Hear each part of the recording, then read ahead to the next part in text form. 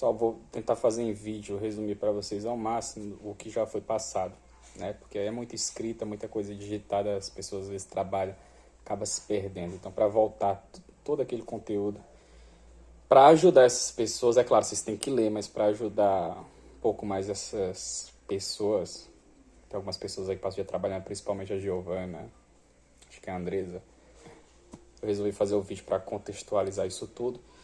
E aí você vê esse vídeo com um caderno, uma caneta e vai anotando os pontos principais. Como eu disse, a gente tem pouco tempo, basicamente, para estudar, porque acho que a prova já é no fim de janeiro, né? Só o SUS, vocês estão vendo que a primeira coisa do edital já está demandando tudo isso. Tem algumas coisas que vocês vão falar, mas isso não está no edital. Mas quando eu entendo todo o assunto, quando eu começo a compreender todo o assunto em relação ao SUS, pode cair a questão que for. Mesmo que eu não tenha estudado, só pelo fato de conhecer o sistema, eu já consigo matar aquela charada, certo? Por isso que eu comecei dando aula, ensinando a vocês, falando um pouco da história do SUS. Essa evolução da saúde pública no Brasil já começa desde o descobrimento do Brasil pelos portugueses, né? Ali já foram tomadas medidas, até então não tinha-se conhecimento em relação a bactérias, a vírus, não sabia-se como as doenças eram causadas. E eles tinham uma teoria. Qual era a teoria? Teoria chamada até de miasmática, que as doenças eram causadas por gases pestilentos. Que gases eram esses? O ar passava em certa região onde tinha animais mortos, cemitérios, e esse vento trazia gases dali, de animais que estavam ali em decomposição, e trazia esses gases, e esses gases causavam as doenças. Era uma teoria.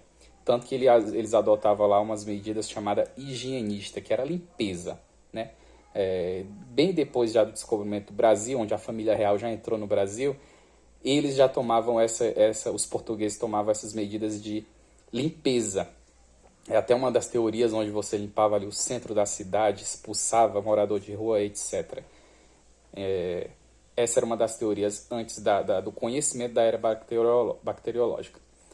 Claro que o pessoal mais rico tinha acesso à saúde, lógico que não tão avançado como hoje, mas os físicos da época eram os médicos, né? As pequenas cirurgias eram feitas por barbeiros, para vocês terem noção. E os índios, eles tinham a crença dele que era o pajé, né? Que a doença era provação.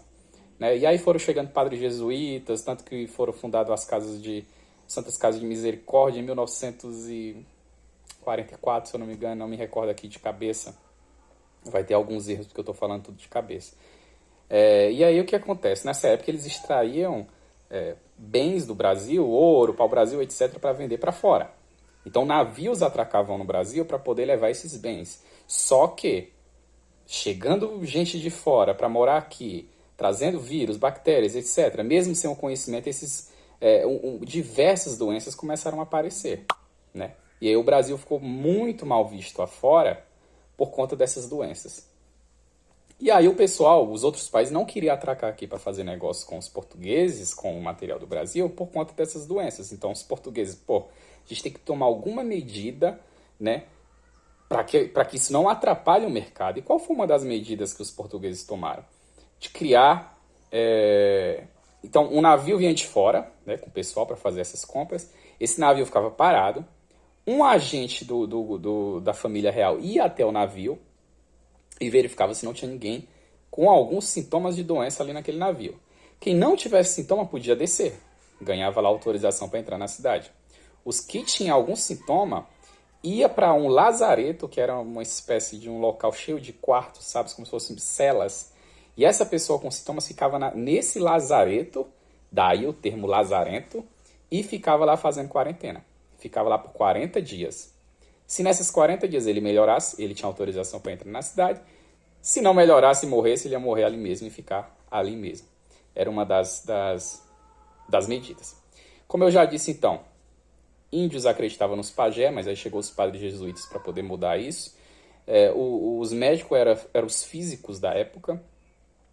E as pequenas cirurgias eram feitas por barbeiros. Barbeiro mesmo de fazer barba, né? Os mais ricos tinham acesso aos físicos, etc. E os mais pobres ficavam à mercê, né? Das crenças, e ao longo do tempo, mais à frente, quando foi fundado as Santas Casas, esse pessoal pobre ficava à mercê das Santas Casas.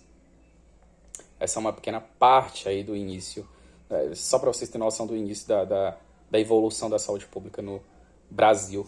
E nesse tempo não se tinha conhecimento em relação a bactérias ou vírus. Acreditava-se na teoria miasmáticas, que as doenças eram causadas por gases pestilentos, e os índios acreditavam em provações, né? Castigo divino, e era tratado ali pelos pajés.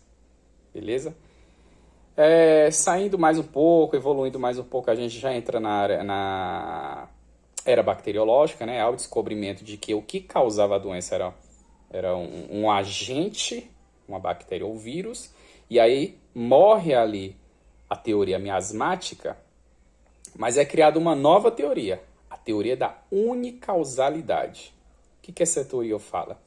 Bom, agora eu já sei que existe um agente que causa a doença, mas eles acreditavam que era um agente que causava todos os tipos de doenças. Eles não sabiam que pneumonia A era pela bactéria A, pelo vírus A, que hanseníase, é só exemplo, tá?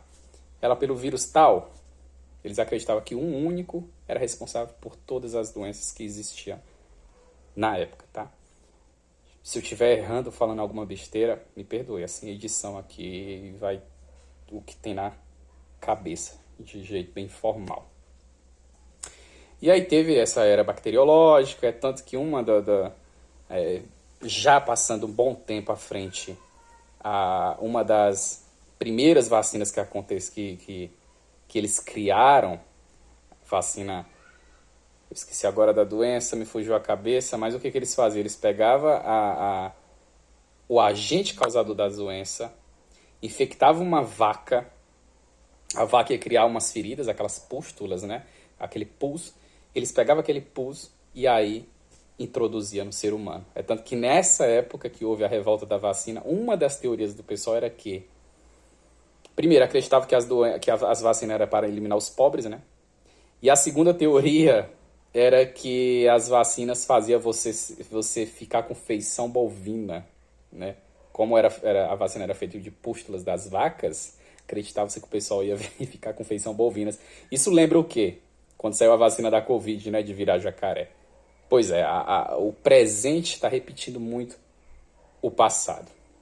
Bom, era isso que eu queria falar em relação à evolução histórica. Mais ou menos a ideia, talvez, quem vai ter aulas de saúde pública ainda... Quando eu dou aula de saúde pública, eu friso muito, né, nessa evolução, e principalmente preparo esses alunos para concursos. Então aí vai variar de professor para professor. Eu vou finalizar aqui só para vocês ter mais apego por essa história e pesquisar mais a fundo como aconteceu essa evolução. E no próximo vídeo eu dou continuidade falando do INPS, INAMPS, IAP, etc. Ok? É isso.